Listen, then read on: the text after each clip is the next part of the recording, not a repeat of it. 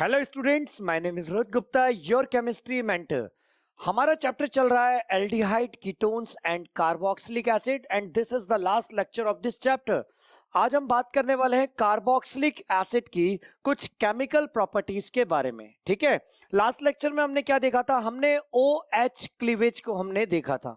सबसे पहले उसका थोड़ा सा रिविजन हम कर लेते हैं। रिएक्शन विथ मेटल्स एंड अल्कालीज के बारे में बात करते हैं। अल्कालीज मतलब जैसे NaOH, NaHCO3 या Na2CO3, इन सभी को हम क्या कहते हैं? अल्कालीज के नाम से हम जानते हैं। The carboxylic group like alcohol evolve hydrogen with electropositive metal and form salt with alkalis similar to the phenol.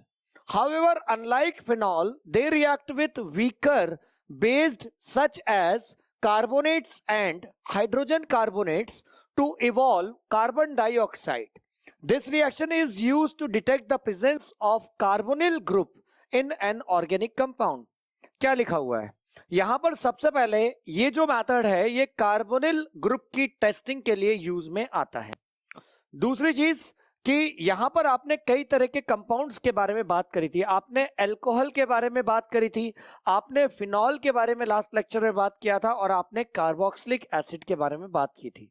अच्छा, इन तीनों की खास बात क्या होती है कि अगर हम इन तीनों को सोडियम मेटल के साथ, NaOH के साथ और NaHCO3 या Na2CO3 के साथ जब रिएक्शन कराते हैं तो डिफरेंट तरह के प्रोडक्ट फॉर्म होते हैं। आइए इसके बारे में थोड़ी बात करते हैं। यहां पर हमें स्पेशली बात करनी है किसके बारे में? कार्बोक्सिलिक एसिड के बारे में। कार्बोक्सिलिक एसिड डेफिनेटली इन तीनों टाइप की रिएक्शंस को परफॉर्म करता है। यानी कार्बोक्सिलिक एसिड की रिएक्शन अगर आप सोडियम मेटल के साथ कराते हैं तो कार्बोक्सिलिक एसिड का सॉल्ट बनता है और हाइड्रोजन गैस यहां से लिबरेट हो जाती है। उसी तरीके से अगर मान लीजिए कार्बोक्सिलिक एसिड की रिएक्शन आपने NaOH के साथ कराया तो भी क्या होगा? हाइड्रोजन गैस यहां से लिबरेट होगी। और अगर आपने कार्बोक्सिलिक एसिड की रिएक्शन NaHCO3 के साथ करा दी तो कार्बन डाइऑक्साइड गैस यहां से क्या होती है? इवॉल्व या लिबरेट होती है। आइए देखते हैं। जैसा मान लीजिए आपने एक कार्बोक्सिलिक एसिड लिया RCOOH, इसकी रिएक्शन हमने सोडियम मेटल के साथ, जो कि एक एक्टिव मेटल होता है, इसके साथ हमने कराई तो क्या बना? कार्बोक्सिलिक एसिड का सॉल्ट बना और हाइड्रोजन गैस यहां से क्या हो गई? लिबरेट हो गई। बहुत ज्यादा इंपॉर्टेंट है, ये लास्ट लेक्चर में हम देख चुके थे डिटेल में। अगर मान लीजिए कार्बोक्सिलिक एसिड की रिएक्शन अगर हम NaOH के साथ कराएं तो क्या होगा? तो अगेन वापस यहां हमें कार्बोक्सिलिक एसिड का सॉल्ट मिलेगा और इसके साथ साथ यहां पर क्या होगा? वाटर रिलीज होगा। अगर हम RCOOH यानी कार्बोक्सिलिक एसिड की रिएक्शन NaHCO3 के साथ करते हैं तो क्या होगा? तो यहां कार्बोक्सिलिक एसिड का सॉल्ट मिलेगा और इसके साथ साथ कार्बन डाइऑक्साइड गैस यहां पर क्या हो जाती है? रिलीज हो जाती है। क्लियर है बात? यहां पर कार्बन डाइऑक्साइड गैस क्या होती है? रिलीज होती है। देखिए ये कार्बन डाइऑक्साइड गैस यहां से क्या हो रही है? रिलीज हो रही है। क्लियर? आइए अब बात करते हैं सेकंड टाइप की रिएक्शन की, reaction involving cleavage of COH। ध्यान से समझिए, लास्ट लेक्चर में हमने क्या बात की थी कि अगर हमारे पास कोई कार्बोक्सिलिक एसिड है, इस तरह का कार्बोक्सिलिक एसिड है, तो हमने यहां पर देखा था कि हम किस क्लीवेज की बात कर रहे थे? हम इस क्लीवेज की बात कर रहे थे, OH क्लीवेज की हम बात कर रहे थे। अब सेकंड वाला जो है उसमें हम क्या बात कर रहे हैं? हम बात कर रहे हैं R bond C double bond O और OH। अब हम इस क्लीवेज की बच्चों बात कर रहे हैं, ठीक है? और इसके बेस पे हमने देखना है कि कौन कौन सी रिएक्शंस परफॉर्म होती है। क्लियर? बहुत अच्छी बात है। अब आगे आप ध्यान से समझिए कि क्या बताया जा रहा है आपको। सबसे पहले हम देखेंगे फॉर्मेशन ऑफ एनहाइड्रेट, कि कार्बोक्सिलिक एसिड से एनहाइड्रेट का फॉर्मेशन कैसे होता है। तो हमें यहां पर क्या करनी है? 2 यूनिट लेनी है किसकी? कार्बोक्सिलिक एसिड की। और उसके अंदर से हमें क्या करना है? वाटर को बाहर निकाल देना है। वाटर को बाहर निकालने के लिए सबसे अच्छे जो रिएजेंट होते हैं वो कौन होते हैं? वो होता है या तो आप P2O5 का यूज करो या फिर आप H2SO4 का यूज करो। यानी कि अगर हम यहां पर डिहाइड्रेटिंग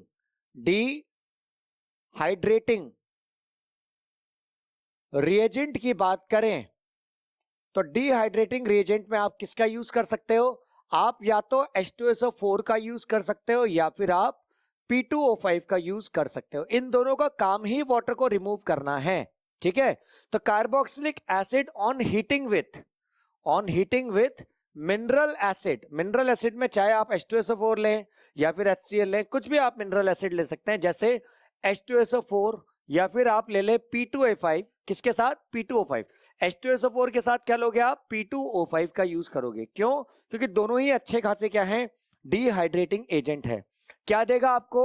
एनहाइड्रेट देगा। देखिए किस तरीके से देगा, सबसे पहले हमने ध्यान देखना है, H2SO4 and P2O5 are very important dehydrating agent होते हैं, यानी ये क्या करते हैं? वाटर को बाहर निकालने का काम करते हैं।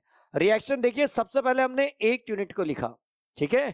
देखिए CH3 bond C double bond O OH। सबसे पहले हमने क्या लिखा? यहां हमने एक यूनिट कार्बोक्सिलिक एसिड की ली।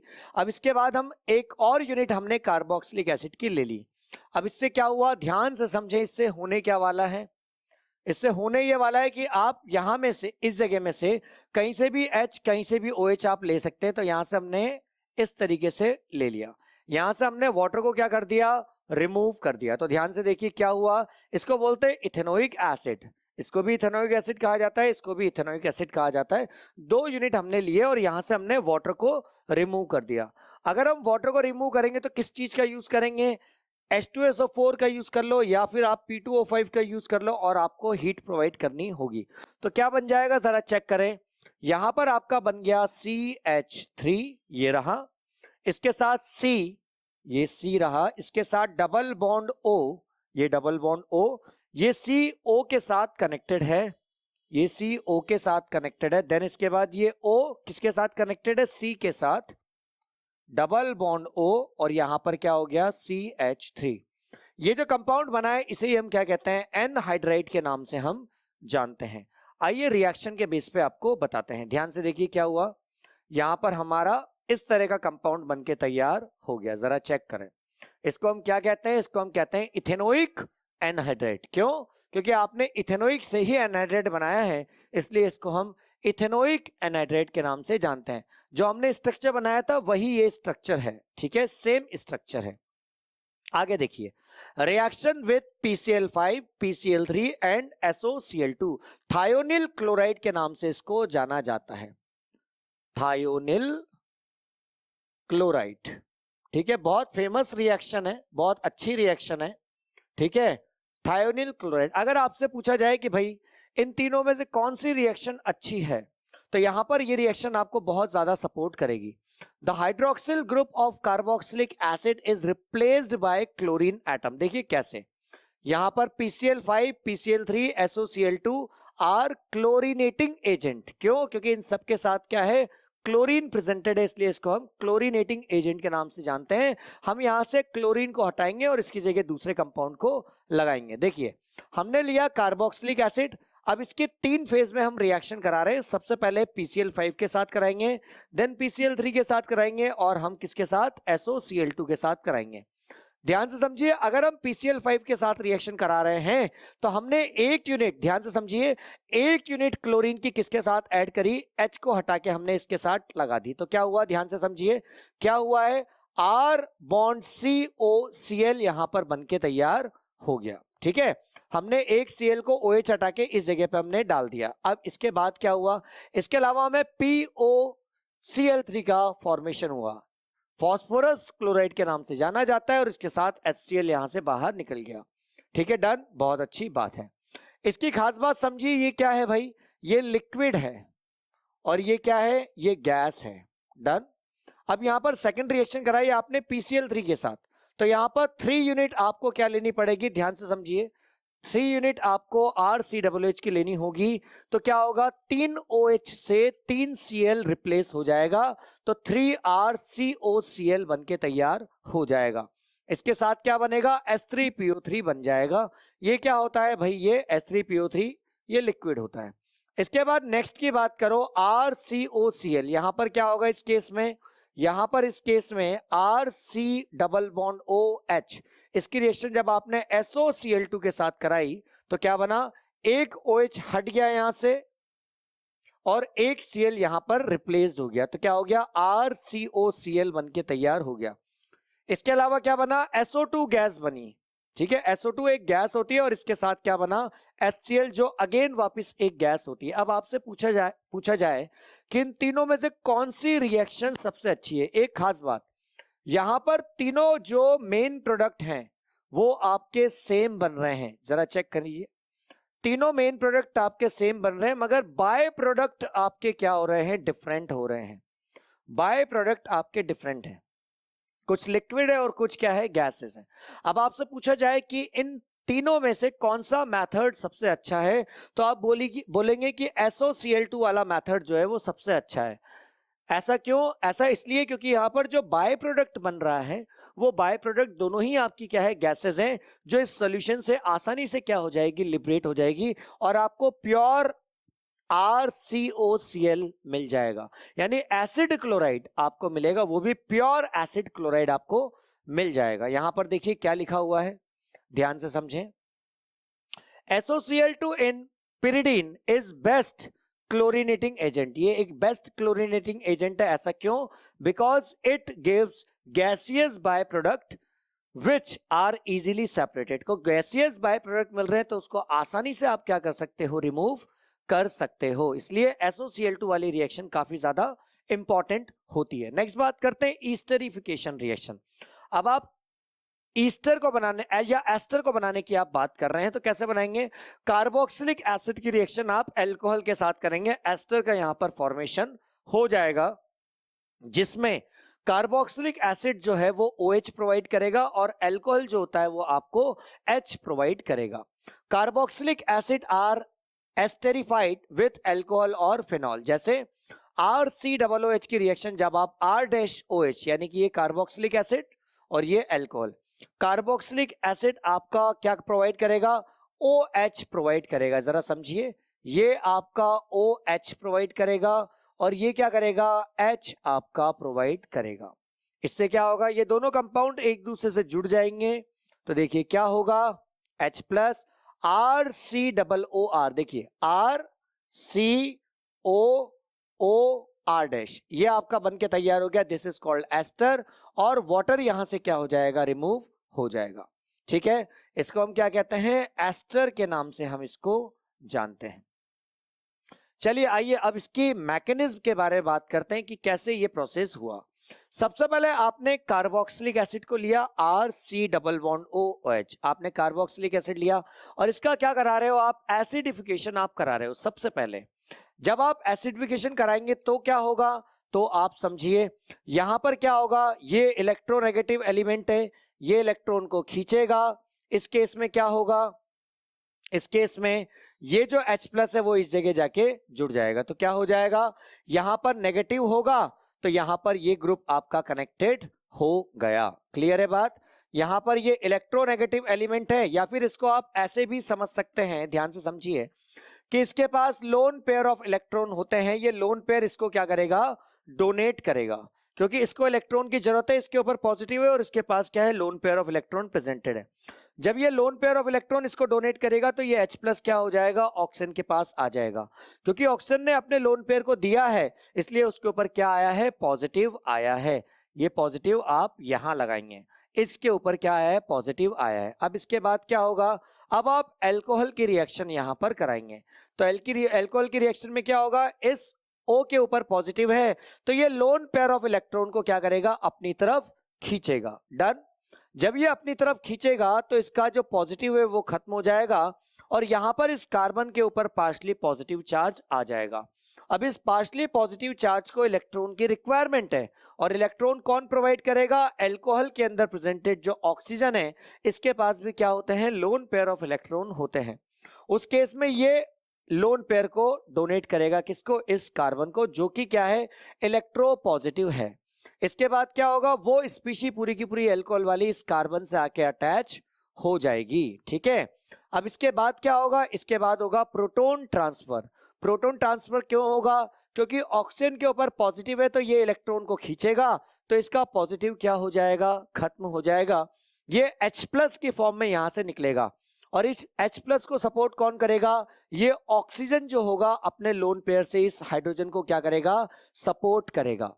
यहां पर ये जो स्ट्रक्चर बना है इसको हम टेट्राहेड्रल इंटरमीडिएट के नाम से जानते हैं। देखो प्रोटॉन ट्रांसफर हुआ तो क्या हो गया, ये जो H है इसको लोन पेयर किसने दिया, इस ऑक्सीजन ने दिया, इसीलिए ये हाइड्रोजन किससे जुड़ जाएगा, इस OH से जुड़ जाएगा। क्या स्पीशी बनेगी, R बॉन्ड C, ऊपर OH है, नीचे OH2 हो गया, OR डैश। अब बहुत अच्छा leaving group, water is a good leaving group, ठीक है, तो बहुत अच्छा लिविंग ग्रुप यहां से क्या हुआ है, तैयार हुआ है। अब क्या करेगा, ऑक्सीजन अपने लोन पेयर को आगे शिफ्ट करेगा और उस पर्टिकुलर केस में यहां से क्या होगा, वाटर रिमूव हो जाएगा। तो आपकी स्पीशी क्या तैयार हुई, यहां से वाटर रिमूव होने के बाद R बॉन्ड C, ये तो रिमूव हो चुका है, यहां पे डबल बॉन्ड O आ चुका है, यहां पर क्या हुआ OR डैश, ये स्पीशी आपकी बनके तैयार हो गई है। ठीक है, बहुत अच्छी बात है।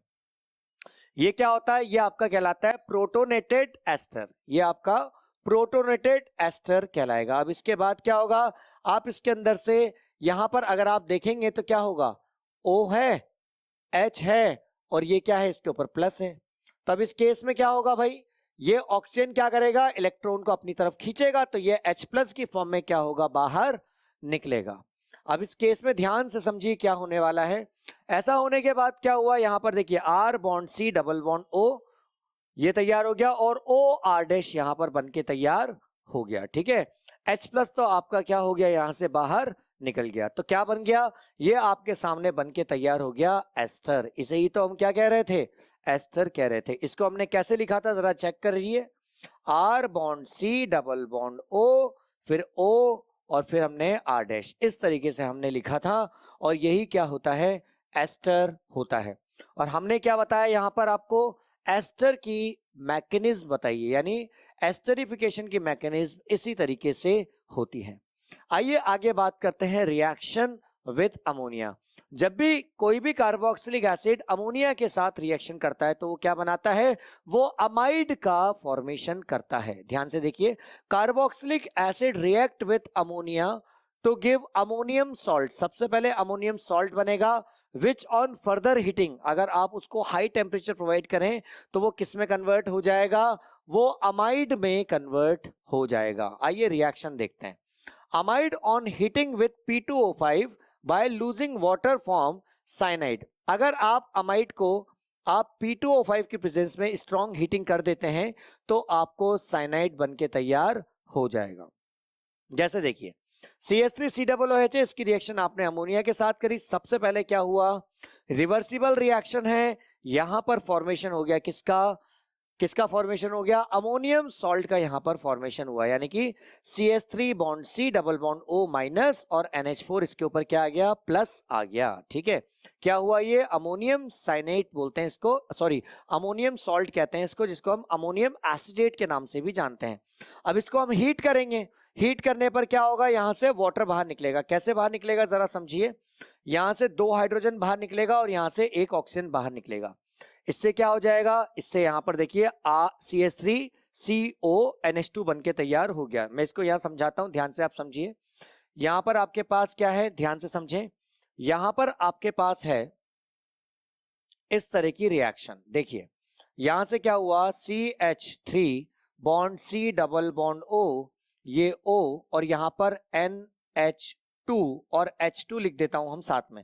तो यहां पर O और H2, ये वाला आपका क्या हो गया, वाटर की फॉर्मेट में बाहर निकल गया और क्या बना, CH3 bond C double bond O और ये NH2, यानी कि ये अमाइड बनके यहां पर क्या हो गया बेटा, तैयार हो गया। इसको कहते हैं एसिटामाइड के नाम से इसको जाना जाता है। अगर मान लीजिए इस एसिटामाइड को आपने क्या करा, और ज्यादा हीट कर दिया और P2O5 के साथ आपने इसको लिया तो क्या होगा, यहां से वाटर बाहर निकलेगा और क्या बन जाएगा, देखिए यहां बोला था साइनाइड बनेगा, तो क्या बन गया, CH3CN का यहां पर फॉर्मेशन हो जाता है और वाटर यहां से बाहर निकल जाता है। ठीक है, तो ये पूरा जो स्पीशी है, ये पूरी जो स्पीशी है वो किस में कन्वर्ट हो जाती है, CN में कन्वर्ट हो जाती है। और इसके साथ साथ क्या मिल जाता है आपको, वाटर मिल जाता है। इसका नाम होता है मिथाइल साइनाइड। इसी तरीके से दूसरी रिएक्शन देखें, मान लीजिए आपके पास यहां पर इस तरह की एक कंपाउंड है, इसकी रिएक्शन आपने अमोनिया के साथ कराई, क्या बनेगा, अमोनिया का सॉल्ट बनेगा। देखिए यहां पर C डबल O, यहां पर माइनस आ जाएगा, फिर क्या आ जाएगा, NH4 प्लस आ जाएगा। ये क्या बन गया, ये अमोनियम बेंजोएट के नाम से ये फेमस है। इसको अगर आप और हीट प्रोवाइड कर दें तो क्या हो जाएगा, यहां पर ये ग्रुप, ये वाला जो ग्रुप है ये रिप्लेस हो जाएगा, और यहां पर देखिए यहां से वाटर बाहर निकलेगा इस पूरे ग्रुप से, माइनस का H2 हो जाएगा, क्या बन जाएगा, यहां पर ये स्पीशी आपकी बनके तैयार हो जाएगी। जरा चेक करें, ये स्पीशी आपकी बनके तैयार हो जाएगी इस तरह की, ठीक है। बेंजेनामाइट के नाम से इसको जाना जाता है। देखिए क्या बना, ये स्पीशी आपकी बनके तैयार हो गई, इसको क्या कहते हैं, बेंजेनामाइट के नाम से इसको जाना जाता है। क्लियर। आगे देखिए, मान लीजिए इस तरह की रिएक्शन आपने ले ली, इसको क्या कहते हैं, थैलिक एसिड के नाम से जाना जाता है। बहुत फेमस रिएक्शन है। जब आप नेक्स्ट वाले चैप्टर की स्टडी करोगे, नाइट्रोजन कंटेनिंग कंपाउंड की बात करोगे, तो ये रिएक्शन दोबारा आने वाली है आपकी, ठीक है। तो हमने थैलिक एसिड लिया, थैलिक एसिड की रिएक्शन हमने अमोनिया के साथ करी, देन इसके बाद इसको गर्म किया, तो क्या हुआ, यहां से क्या होगा, 2 मोल आपको NH3 लेना पड़ेगा, तो यहां पर भी NH2 आएगा और यहां पर भी क्या आएगा, NH2 आ जाएगा, ठीक है। कैसे, जरा चेक कीजिए। यहां पर सबसे पहले तो आपका सॉल्ट तैयार हुआ है, देखिए COO माइनस NH4 प्लस और COO माइनस NH4 प्लस, यह आपका अमोनियम थैलेट आपका बनके तैयार हो गया। अब इसको अगर आप क्या कर देंगे, गर्म कर देंगे, तो यहां से वाटर बाहर निकलेगा 2 जगह से, ऊपर से भी वाटर बाहर निकलेगा, नीचे से भी वाटर बाहर निकलेगा, और दोनों तरफ अमाइड ग्रुप कनेक्टेड हो जाएगा इस तरीके से। इसका नाम क्या होता है, इसका नाम होता है थैलेमाइड। इसका नाम क्या होता है, थैलेमाइड इसका नाम होता है। अब इसको अगर आपने वापस क्या करा, स्ट्रॉन्ग हीटिंग कर दी, स्ट्रॉन्ग हीटिंग करने से क्या होगा, स्ट्रॉन्ग हीटिंग करने से यहां से अमोनिया गैस जो है वो बाहर निकल जाएगी। आप चाहे तो यहां से NH2 ले लो, ऊपर से H ले लो, आप चाहो तो ऊपर से NH2 ले लो, नीचे से H ले लो, अमोनिया गैस बाहर निकल गई, और यहां पर एक इंपॉर्टेंट कंपाउंड आपके सामने बनके तैयार हो गया। क्या क्या कहते हैं इसको, इसको कहते हैं थैलीमाइड। आप वर्ड चेक कीजिए, इसको कहते हैं थैलेमाइड, इसको कहते हैं थैलीमाइड, ठीक है। तो यहां पर देखो L के बाद A आ रहा है, और यहां पर L के बाद क्या आ रहा है, I आ रहा है। ये बहुत ज्यादा फेमस रिएक्शन है, very very very important reaction for examination point of view. यानी कि आप क्या करेंगे, आप थैलिक एसिड लेंगे, उसकी रिएक्शन आप अमोनिया से कराएंगे, क्या बनेगा, अमोनियम थैलेट, एक इंटरमीडिएट बनेगा जिसको सॉल्ट कहते हैं। देन इसके बाद इसकी रिएक्शन आप हीट प्रोवाइड करोगे तो वाटर बाहर निकलेगा, दोनों जगह से क्या बन जाएगा, थैलेमाइड बन जाएगा। अगर आपने इसको अगेन वापस और हीटिंग प्रोवाइड कर दी तो यहां से अमोनिया गैस बाहर निकल जाएगी, और क्या बन जाएगा, थैलीमाइड का फॉर्मेशन हो जाएगा, ठीक है। तो ये रिएक्शन इस तरीके से देखी जाती है। आइए बात करते हैं रिएक्शन इन्वॉल्विंग COO ग्रुप, ठीक है, इसकी हम बात करते हैं। तो सबसे पहले हम देखेंगे रिडक्शन। तो कार्बोक्सिलिक एसिड का रिडक्शन जब होता है किसमें, प्राइमरी अल्कोहल में, by lithium aluminium hydrate. Lithium aluminium hydrate का मतलब होता है LiAlH4, ये आपका लिथियम एल्यूमिनियम हाइड्रेट होता है, ठीक है। बहुत ज्यादा फेमस एक रिड्यूसिंग एजेंट है। और बेटर वेट डाइबोरेन, डाइबोरेन का मतलब क्या होता है, B2H6, इसको आप क्या कहते हैं, डाइबोरेन। यानी कि अगर आपको रिडक्शन कराना है कार्बोक्सिलिक एसिड का, तो आप इन दोनों में से किसी का भी आप यूज कर सकते हैं। जैसे RCOOH की रिएक्शन के ऊपर जब हमने लिख दिया लिथियम एल्यूमिनियम हाइड्राइड, एक चीज याद रखना है, आपको इन दोनों को यूज कर सकते हो आप, मगर ईथर की प्रेजेंस आपको रखनी पड़ेगी एज अ सॉल्वेंट, या फिर आप B2H6 का आप यूज कर ले। तीसरी बात, आप H3O+ का यूज करें तो आपको क्या मिल जाएगा, अल्कोहल का यहां पर फॉर्मेशन हो जाएगा, ठीक है। जितने कार्बन की चेन है उतने ही कार्बन का आपको अल्कोहल यहां से मिल जाएगा। सोडियम बोरोहाइड्राइड यानी NaBH4 does not reduce the carboxylic group. यहां पर NaBH4 जो होगा वो कभी भी कार्बोक्सिलिक एसिड को रिड्यूस नहीं कर सकता, क्योंकि ये क्या होता है, वीक रिड्यूसिंग एजेंट होता है। नेक्स्ट बात करते हैं डीकार्बोक्सिलेशन की। Decarboxylation of sodium salt of fatty acids with soda lime. Soda lime मतलब क्या होता है, CaO, है ना। Soda lime gives alkane. तो यहां पर जब भी डीकार्बोक्सिलेशन रिएक्शन आएगी तो वहां पर आपको क्या मिलेगा, एल्केन मिलने वाला है, ठीक है। यहां पर आपको सोडा लाइम होता क्या है, सोडा लाइम होता है mixture of NaOH and CaO, ये मिक्सचर होता है। आइए अब रिएक्शन देखते हैं। जैसे मान लो हमने क्या लिया, हमने sodium salt of carboxylic acid लिया, इसका रिएक्शन हमने किसके साथ कराई, सोडा लाइम के साथ कराई, NaOH एंड CaO का हमने मिक्सचर लिया, हीट इसको प्रोवाइड करी, क्या मिला बेटा, एल्केन मिला है। क्या मिला है, एल्केन मिला है। ठीक है, जो R होगा वो आपका मिल जाएगा, यानी एल्केन आपका मिला और Na2CO3 आपका यहां से क्या हो गया, रिमूव हो गया। इसी तरीके से नेक्स्ट रिएक्शन भी एज इट इज ही है, जिसको भी आप आसानी से समझ सकते हो, कोल्बे इलेक्ट्रोलाइसिस। कोल्बे इलेक्ट्रोलाइसिस में क्या होगा, electrolysis of an aqueous solution of sodium salt of fatty acids. Again वापस हम इसी की बात कर रहे हैं, तो यहां क्या होगा, ये आपको अगेन वापस क्या देगा, hydrocarbon which is known as Kolbe electrolysis, यानी यहां से भी हमें एल्केन का फॉर्मेशन होने वाला है। ठीक है, नेक्स्ट रिएक्शन की बात करते हैं, substitution reaction in the hydrocarbon part, यानी हाइड्रोकार्बन पार्ट के ऊपर सब्स्टिट्यूशन रिएक्शन परफॉर्म कैसे होती है। Halogenation of RCOH. This is again a naming reaction and this is very important reaction. Very important reaction. इसको हम HVZ reaction के नाम से हम जानते हैं।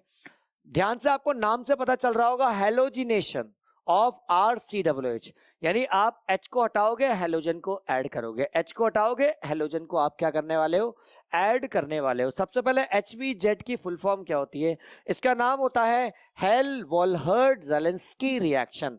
हेल-वॉलहर्ड-ज़ेलेंस्की रिएक्शन के नाम से इसको जाना जाता है। यहां पर देखिए क्या होगा, carboxylic acids having an alpha hydrogen are halogenated at the alpha position on treatment with chlorine or bromine in the presence of a small amount of red phosphorus। यहां पर रेड फॉस्फोरस का आपको यूज करना पड़ेगा, जिससे आपको alpha hello carboxylic acid मिल जाएंगे। आइए यहां पर इसको और डिटेल में समझते हैं कि सबसे पहले आपने कार्बोक्सिलिक एसिड लेना है, एक ऐसा कार्बोक्सिलिक एसिड लेना है जिसके पास अल्फा हाइड्रोजन प्रेजेंटेड हो। इसके साथ आप इसकी रिएक्शन किसके साथ करा सकते हो, हेलोजन के साथ। हेलोजन में भी किसके साथ, आप चाहे तो क्लोरीन के साथ कराएं, चाहे आप ब्रोमीन के साथ कराएं। फ्लोरीन आयोडीन के साथ नहीं, क्योंकि फ्लोरीन हाईली रिएक्टिव होता है और आयोडीन लेस रिएक्टिव होता है। रेड फॉस्फोरस का यूज करना कंपलसरी है। क्या मिलने वाला है, अल्फा हेलो कार्बोक्सिलिक एसिड मिलने वाला है। आइए रिएक्शन देखते हैं। सबसे पहले समझिए कि क्या ये हमारा अल्फा हाइड्रोजन इसके अंदर प्रेजेंटेड है। तो देखिए ये आपका मेन ग्रुप है और इस मेन ग्रुप के पास वाला कार्बन ये अल्फा कार्बन है और इसके पास दो हाइड्रोजन प्रेजेंटेड है, that is known as alpha hydrogen. इसकी रिएक्शन के ऊपर हम लिखेंगे X2, क्योंकि हेलोजिनेशन कराना है। हेलोजन आप लोगे, यहां पर हेलोजन आप लोगे, चाहे आप क्लोरीन लो, चाहे आप यहां पर ब्रोमीन लो, दोनों में से कुछ भी ले सकते हो और रेड फॉस्फोरस का यूज आपको करना है। और सेकंड कंडीशन में आपको H2O लेना है। होगा क्या, एक एसिडिक हाइड्रोजन हटेगा और एक हेलोजन उसके साथ चला जाएगा और दूसरा हेलोजन उस जगह पे प्लेस्ड हो जाएगा। ध्यान से देखिए क्या बना, RCH, यहां से समझे, यहां पर क्या था, CH2 था, तो एक H यहां से हटाए और एक Cl आपका यहां से हटाए, तो क्या हुआ है, HCl आपका यहां से रिमूव हो गया और एक Cl यहां पर आके प्लेस्ड हो गया। तो देखो RCH बचा, COH तो एज इट इज है और क्या हो गया, यहां पर नीचे की साइड आपका एक हेलोजन आ गया। ठीक है, अब अगेन वापस ये सेम रिएक्शन रिपीट होगी। क्यों, क्योंकि अभी एक एसिडिक हाइड्रोजन और प्रेजेंटेड है, यानी इस रिएक्शन को हमने कंटिन्यूअसली करा। ठीक है, ये आपका क्या बना, अल्फा हेलो कार्बोक्सिलिक एसिड बनके तैयार हो गया। ठीक है, इसी तरीके से हम बार बार रिएक्शन कर सकते हैं। जैसे मान लीजिए यहां पर एक एग्जांपल लो, देखो CH3COOH है, यहां पर ये मेन ग्रुप है, इसके पास में 3 आपके पास एसिडिक हाइड्रोजन है, तो 3 एसिडिक हाइड्रोजन है तो डायरेक्टली भी आप कर सकते हैं, 3HCl यहां से बाहर हो जाएगा और तीनों वैलेंसीज पे कौन कनेक्टेड हो जाएगा, Cl कनेक्टेड हो जाएगा। अगर आपने Cl2 लिया, रेड फॉस्फोरस लिया, तो क्या होगा, जब आपने एक बार क्या होगा, यहां से एसिडिक हाइड्रोजन जो होगा वो आपका, देखो इसी चीज को हम ऐसे भी लिख सकते हैं, CH2 बॉन्ड COOH और यहां पर हमने क्या लिया, H। ठीक है, इसके ऊपर हमने क्या डाल दिया भाई, रेड फॉस्फोरस डाल दिया पहली कंडीशन में। दूसरी कंडीशन में आपने Cl और Cl डाल दिया, तीसरी कंडीशन में आपने वाटर डाल दिया। ठीक है, तो इस केस में होगा क्या, ये H जो होगा इस Cl के साथ चला जाएगा, HCl अलग हो जाएगा और ये Cl इस जगह पे आके क्या हो जाएगा, प्लेस्ड हो जाएगा। ये रिएक्शन 3 बार चलेगी बेटा आपकी। देखिए जरा, तो क्या बना जरा चेक करें, Cl CH2 COOH, यानी एक Cl यहाँ प्लेस्ड हो गया। इसके बाद वापस हमने रिएक्शन कराई सेम, वापस क्या हुआ, यहाँ पर CH और यहाँ Cl2 आ जाएगा। देखिए Cl2 आ गया, CH इसके बाद सेम रिएक्शन अगेन वापस हुई, वापस क्या हुई, तो देखो क्या बना, HCl वापस रिमूव हो गया, क्या बना CL3COOH, यानी कि ये क्या बना जरा चेक करें, C, यहां पर Cl, यहां पर Cl, यहां पर Cl, और इसके बाद ये क्या बन चुका है, COOH आपका बन चुका है। ठीक है, डन। ये क्या होता है, अल्फा हेलो कार्बोक्सिलिक एसिड होता है। डन। तो यहां पर देखिए, ये आपका एसिटिक एसिड था, यहां पर क्या बना, क्लोरो एसिटिक एसिड बना। ठीक है, ये डाइक्लोरो एसिटिक एसिड बना और ये आपका ट्राइक्लोरो एसिटिक एसिड का फॉर्मेशन हो गया। आइए अब बात करते हैं रिंग सब्स्टिट्यूशन की। रिंग सब्स्टिट्यूशन में कई अलग अलग तरह के रिएक्शन देखने वाले हैं, ध्यान से देखिए। Aromatic carboxylic acid undergo electrophilic substitution reaction. कोई भी एरोमेटिक जो कार्बोक्सिलिक एसिड होगा वो क्या रिप्रेजेंट करेगा, इलेक्ट्रोफिलिक सब्स्टिट्यूशन रिएक्शन को वो शो करेगा। The carboxyl group act as deactivating and meta directing group. अब देखिए कैसे, जैसे मान लीजिए हमने पहली नाइट्रेशन रिएक्शन ली और ये आपने बेंजोइक एसिड ले लिया और इसकी रिएक्शन हमने किसके साथ करा दी, कंसंट्रेटेड HNO3 और H2SO4 के साथ कराई। तो यहां पर हमें क्या मिल जाएगा, NO2+ एक आपका इलेक्ट्रोफाइल मिलेगा। अब ये इलेक्ट्रोफाइल कहां जुड़ेगा, ये इलेक्ट्रोफाइल आपका मेटा पोजीशन पे जुड़ेगा। ऐसा क्यों, क्योंकि यहां देखो क्या लिखा हुआ है, डीएक्टिवेटिंग, और डीएक्टिवेटिंग कौन सी साइट्स होती है, मेटा साइट्स होती है। इसलिए आपको बोला है यहां पर ये कंपाउंड आपका, जो कि देखिए इसके रेस्पेक्ट में ये ऑर्थो और ये क्या होता है, मेटा।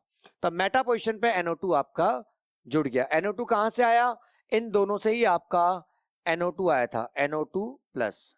ठीक है, नाइट्रोनियम आयन इसी से आया था। ठीक है, डन। इसका नाम होता है M नाइट्रोबेंजोइक एसिड। अब आगे रिएक्शन देखिए क्या है, हेलोजिनेशन रिएक्शन, हेलोजन के साथ हमें रिएक्शन करानी है।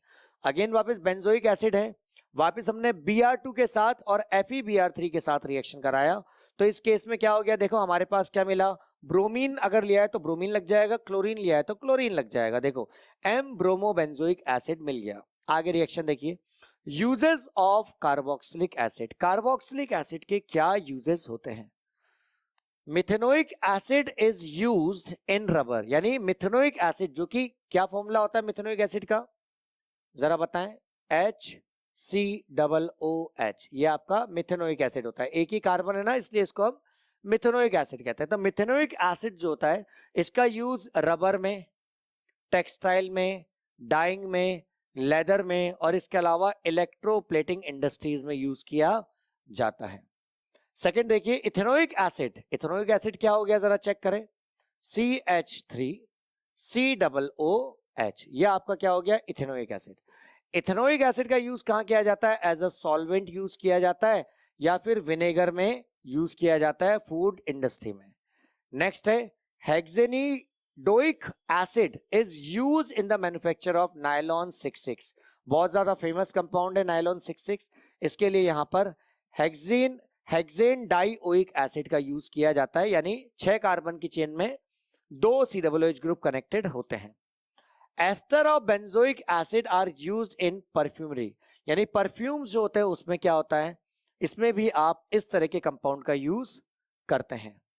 Sodium benzoate is used as a food preservative. Food preservative में आप सोडियम बेंजोएट का यूज करते हैं। Higher fatty acids are used for the manufacturing of soap and detergent. Soap और डिटर्जेंट में, यानी कि जो कार्बोक्सिलिक एसिड के हायर फैटी एसिड्स हैं उनमें उनको यूज कहां किया जाता है, सोप और डिटर्जेंट में इसका यूज किया जाता है। So this was your lecture dear student, मिलते हैं बहुत जल्दी नेक्स्ट वीडियो में, तब तक thank you so much for watching this video.